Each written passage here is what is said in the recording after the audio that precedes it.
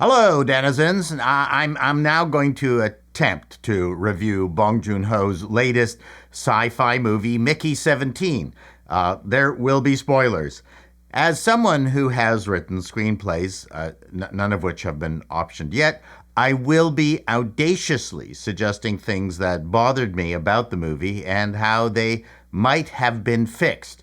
Of course, I have the benefit of critiquing the finished product. Bong is not going to go back and fix these issues based on my observations, but I offer them in good faith because this is an audacious movie with some great ideas, very funny moments that in total I don't think works. There is a Luc Besson vibe to it, and by that I mean Luc's failures. Mickey 17 pitches itself as a sci-fi comedy. The funniest thing in the movie is the 3D human printer that humorously moves the body in and out of the MRI-sized printer as it builds up the body parts. The inattentive operators are also funny. You could tell Bong had a lot of fun directing these sequences. The movie starts with a sad sack Mickey who borrowed money to invest in a failed macaron restaurant and now has to repay the mob. One Confederate is gruesomely killed. Mickey wasn't. I don't know why, but he signs up for a space mission led by a charismatic religious guru, played with over-the-top zeal by Mark Ruffalo, off to find a planet where he can create a perfect white race. He is accompanied by his meddling and controlling wife, played by Toni Collette. I'll get back to why they didn't make any sense in this movie. Because Mickey has nothing to lose, or he's running away. Again, I don't know. He signs up as an expendable without really understanding what that meant.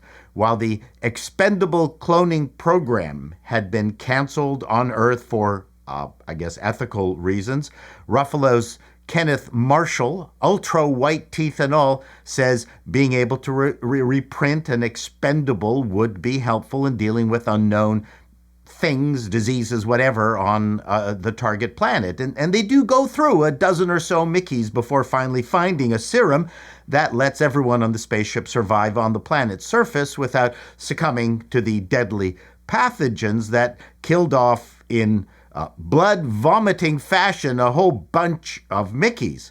That was quite funny and fit the premise of being an expendable. We are finally witness to the printing of Mickey version 17. He's kind of whiny and not treated very well by the rest of the crew, but that doesn't mean he doesn't catch the eye of a female who motions him to join her in the lunchroom. Now, most of this you could have probably divined from the trailer, and I'm not going to go through every plot point in the movie. But I have to be honest, I did groan when the lunchroom female in question, Nasha, turned out to be Naomi Aki. Yes, she is a black actress, and I confess I did the DEI roll. It's become reflexive. Now, in real life, she does clean up very nicely, but they did give her the girl boss uglification treatment, and unfortunately, Pattinson and Aki have no chemistry.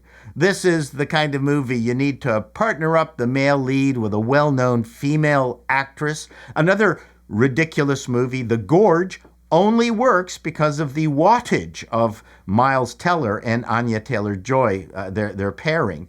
Getting back to Pattinson, frankly, it's only his performance that makes this movie worth seeing, especially when Mickey 18 is printed up by accident and who has a very different personality. The Parent Trap effects were seamless, loved them. The Ruffalo-Collette combo was excruciatingly embarrassing to watch. I love Collette, but both her and Ruffalo didn't click. Maybe because Mark was dreadful. And I couldn't figure out what Bong was trying to say here. Was he commenting on Christianity? as they seemed to be channeling Jimmy and Tammy Faye Baker or Nexium, or was the Marshall character supposed to be Mars-obsessed Elon Musk with a bit of Trump? Maybe all of that. But the problem was that as the main antagonists, they didn't present much in the way of stakes. They weren't very dangerous. They were bumbling fools. They would appear in the lunchroom preaching to the horde of sycophants, which the movie didn't do anything with. Marshall was a failed politician with a rabidly religious following. I wonder what that was supposed to represent. I don't know. There needed to be a Hunger Games kind of separation between Marshall and everyone else. Maybe it was Bong's intention to make him into a buffoon, but he wasn't threatening at all, and you can't have a good story without a strong antagonist. There were lots of jokes featuring the research team that never could quite get fake meat or painkillers to work, causing bad reactions and excessive bodily excretions from Mickey 17. It all seemed very childish. There is a short bit of French farce as two women compete over the two Mickeys that didn't go anywhere. So many things happened out of convenience, plot convenience, especially the way the native creatures on the planet were handled. They looked like giant pill bugs from Starship Troopers, and at one point, tens of thousands of them surrounded the ship in what looked like a feeding frenzy of stampeding bison, because Marshall, in his evil wisdom, was torturing a captured baby pillbug, which cried and attracted the giant mother pillbug with huge mandibles. But they never attacked. Both our heroes, Mickey 17 and 18, have to wade out into the sea of charging pillbugs, never getting mashed around, as does Marshall in a staggeringly, unconvincingly badly motivated scene. Damn, what's going to happen to Marshall out there? For sure, the giant pillbugs needed to have attacked the vessel, sending everyone into a panic, but didn't. And the other thing that really bothered me was that it was Nasha who drives the end of the story forward. She's the one with the speeches who yells down Marshall. Now, I get it. Mickey 17 is a bit of a putz, but earlier he did have the wherewithal to fight the tougher Mickey 18. Look, I'm sorry if I'm a purist, but I like lead characters overcoming their failings and finding a way to bring stories to a satisfying conclusion and not handing it off to a surrogate. Guilty as charged. It all ends in a confusing mess. There are lots of clever ideas in this movie. Pattinson is great. Perhaps if the Ruffalo character was a competent but deranged Musk, I'm not going to comment on that, with real stakes in between the laughs, this would have all made more sense. If you like Bong Joon-ho and want to support him, sure, go and see it.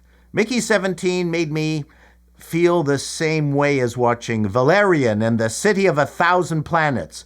A lot of stuff happened, some of it interesting, but it didn't add up to a worthwhile experience. Those of you who did see Mickey 17, I'm sure I'll hear from you in the comments. Till next time, denizens, be seeing you.